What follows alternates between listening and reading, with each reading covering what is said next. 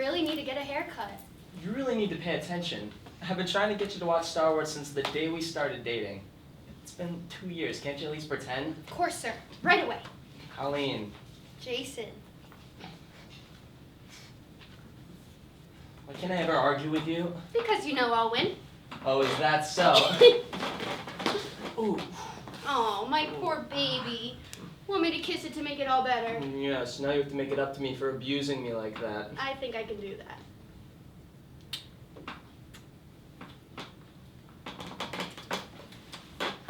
Okay, enough. Baby, stop. I have to start making dinner. What? I didn't do anything. Sure you did. Why do we have a million casseroles? It's like they think us starving newlyweds can't get along without everyone's help. Let's see. Do you want lasagna or more lasagna?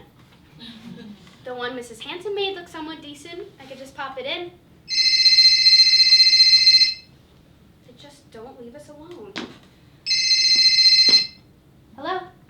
Hey, Call. How are you? We are doing just fine, thank you very much. It's just my sister. She's checking up on us again. Everything going all right? You need me to come over and help with anything? Jen, I think between Jason and I, we have a handle on things. I don't need you holding my hand through this. Jason, Colleen, please don't start this again. You know that know that I'm perfectly happy, so why can't you just let it be? Jason is... Jason and I are eating dinner now. I gotta go. I seriously don't understand what her problem is. Just don't worry about it. You know she's coming from the right place. I know, but I don't understand why she keeps calling. You would think that after 2 weeks straight, she'd get the hint that we're married and there's nothing she can do about it. Keep that up, you're gonna get stress lines before we even have our first kid. Stop. Never. Don't worry, I'll get it. Oh, Mrs. Trumbull, thank you so much for stopping by. I was just in the neighborhood and wanted to drop off this casserole for you. It's my broiled liver special with beets. Thank you so much. It smells delicious. Anything I can do for you, dear. I know how hard it is to be on your own. Oh, I know, it's tough. And to see you here like this. I remember when Edgar and I lived together for the first time. Oh, it was a great 50 years. Oh, dear, I should not have brought that up. I just tend to babble. But what a lovely time the two of us had. We had 50 years together, though, and you... I know you and Mr. Trumbull must have been so happy to spend all those years together. I can only hope the same for myself one day. That's the spirit. Thank you so much for the casserole. We'll have to try it right away. Oh. I'm sure it's delicious and full of protein and whatever beets are full of. Anytime. And right next door if you need anything, help with anything at all. Thank you so much for stopping by. What a crazy old lady. I mean, I always knew she was blind, but to not even notice you there, she's the one that needs our help. Remind me, we should definitely check up on her now that she's a neighbor. For a crazy old lady, she sure sounds like she had a great life. I know, 50 years. Can't imagine what we'll be like after all that time. I think we're gonna be right here, like this. Our kids will have grown up, they'll be living in houses with kids of their own. We'll be back just the two of us. Not just the two of us. Whatever shall I do? Well, you certainly didn't marry me to kill me for my money. Hey, just because my dad was a banker on Wall Street and my mom got every little thing her heart desired, doesn't mean I want the same for myself. I know, but I just keep thinking what it would have been like if I'd gone into a real profession. You certainly wouldn't be living in this shoebox apartment, that's for sure. But I love this shoebox apartment. What, you can picture me as like a dentist or something? Well, your teeth certainly would have been straighter. Hey. And here I was thinking you were starving over there. Oh, yes, big mate. Looks like we'll be having Trumbull casserole tonight. Oh, what, are you trying to kill me? Maybe. Well, I assure you, Mrs. Dedford, there are easier and less painful ways. No complaining. I'm not throwing out another casserole. Have mercy, please have mercy. Fine. We'll have lasagna. Now let go of me so I can set the table already. You're being ridiculous, you know that? You should be happy that people around here care about helping us. I always thought that once you were married, you were thrown out into the world and forced to fend for yourself, but between the neighbors and your parents and my parents, they really care about us and want to be here for us. I mean, I'm not surprised your parents helped, but I could have sworn my parents disowned me after I decided to marry an actor. Colleen, what are you doing? Mom, what are you doing here? I let myself in, and it's a good thing I did. Colleen, how can Don't you knock? This isn't your house. You can't come barging in here whenever you want. I know, but, sweetie, I just missed you. Mom, you know I've been very busy with everything that's happened. I know, but... Colleen, I received a call from your sister about you and Jason, and I thought I should come to check on you. I thought things are better now. I thought you were moving on from him. Jen has always been jealous of what Jason and I have. She's probably just making things up again. Jason and you had. I don't understand why she has to get involved in my relationship. Ever since Gary cheated on her, she thinks that every man is out to ruin her life. She doesn't understand that Jason would never hurt me like that. He couldn't. Plus, she's always hated him, just like the rest of this goddamn family. From day one, she's been against my marriage, and so have you. What Jason and you had. What did you just say? What Jason and you had, Colleen! What is that supposed to mean? Have you already written him off, forged my letter on the divorce papers, and cut him out of our family?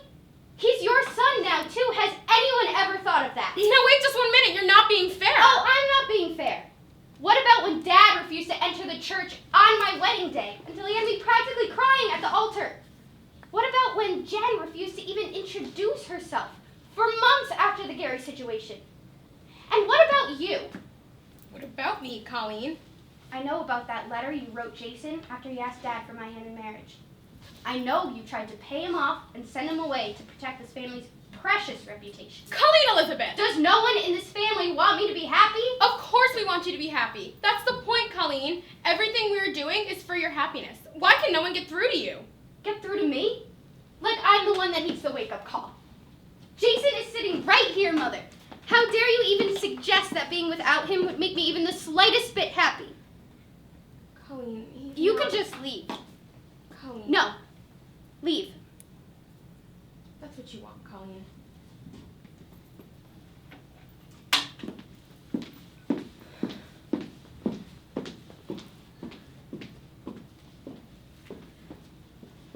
Sorry you had to sit through that. I know she can be. No, it's okay. She just wants what's best for you. Not okay. Can't you see that you're what's best for me? You gotta remember that ever since you married your dad, she knows no other life. You can't blame her for wanting what's best for you. I know, but I can't stand how she could just pretend like you're not even here. I mean, you were sitting on that couch the whole time, and she didn't even bat an eyelash saying those horrible things. She's never gonna be okay with our marriage. I really should finish making dinner. Oh, has the chef returned to the kitchen? I mean, heating up the lasagna in the microwave. Yeah, that's what I thought. Oh, crap, I forgot to get more milk. Honey, would you mind running down to the gas station to pick some up before dinner? This'll just take a few minutes to heat up. Your wish is my command. Don't forget that old torn-up jacket of yours. It's cold outside. Oh, my little housewife, so domesticated already. Hey, be quiet before I make you throw out this rag. I don't know why you keep this thing anyway. It's so old and torn up. It probably feels like you're not wearing anything at all. We can't throw it out. Don't you remember? It's the reason we first met. It's also the reason we almost didn't make it past that first meeting. First of all, I was very, very drunk. Therefore, rather charming. Second of all, it was all Eddie's fault. How could I know that doing one drunk bet would end up with me finding you? I seem to remember things a bit differently, Mr. Charming. What was that bet, anyway? Well, Eddie seemed to think that my vintage jean jacket looked like I'd stolen it off some homeless person, and he bet that I couldn't use it to pick up a girl. That's right. You stumbled over to me and placed it over my shoulder, saying I looked cold and that you should walk with me to make sure I got back safe. See, honey? Even when I was drunk, I was being a gentleman. And a creep. Hey. If it wasn't for my friend Trish giving me the thumbs up that you weren't some kind of rapist frat boy, I would have never let you put this disgusting thing on my shoulder in the first place. Well, it worked, didn't it? Yeah, I guess it did. Now go get the milk. Can't believe I forgot the milk. Always forgetting something. Did you forget your wallet again? Matt, what are you doing here? Hey, sweetie, how you doing? I'm doing just fine, thank you. Jason just left. No, I was worried about you. Did my mother get to you too? Seriously, that woman has no boundaries. She didn't have to call me.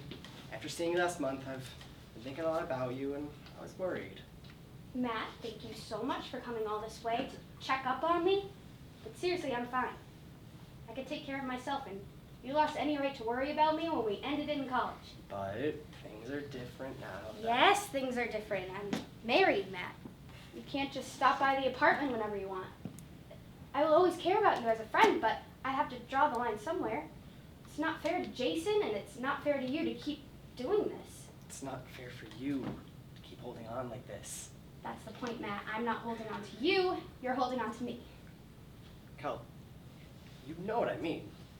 I obviously don't, so please, enlighten me. Don't make me spell it out. As much as you love Jason, he can't be there for you anymore. I'm not saying that you have to move on, but you do have to come to terms with what happened. What are you saying? Are you suggesting that I leave my husband to get back together with you? Why are you acting like Jason has died or something? Nothing has changed. Are you kidding? Kyle, that is some sick joke. It is not a joke. Matt, I broke up with you in college and now I'm married to Jason. At some point, I think you're the one who has to come to terms with what happened. I mean, I will always care about you as a friend, but this is getting to be obsessive. To even suggest that I leave my husband for you is seriously crossing the line. Colleen, do you even hear yourself? No, stop. I know my parents, you, and probably my entire family think that Jason was the wrong choice.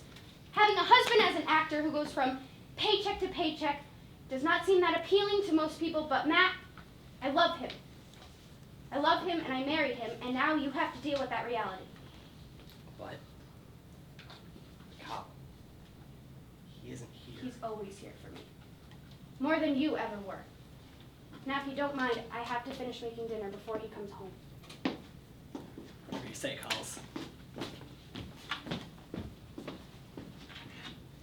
Seriously, don't understand what everyone's problem is. This is my life, and I chose to marry the man that I love. It's my choice to live in a beat-up one-room apartment. It's my choice to ruin my relationship with my family, to spend the rest of my life with a lowly and unworthy actor. It's my choice, and I'm happy.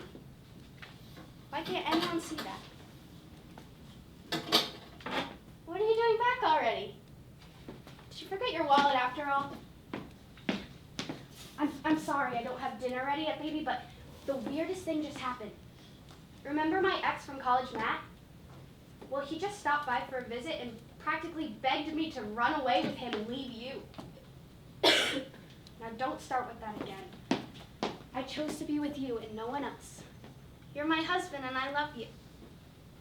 There. Now go get the milk before it starts snowing.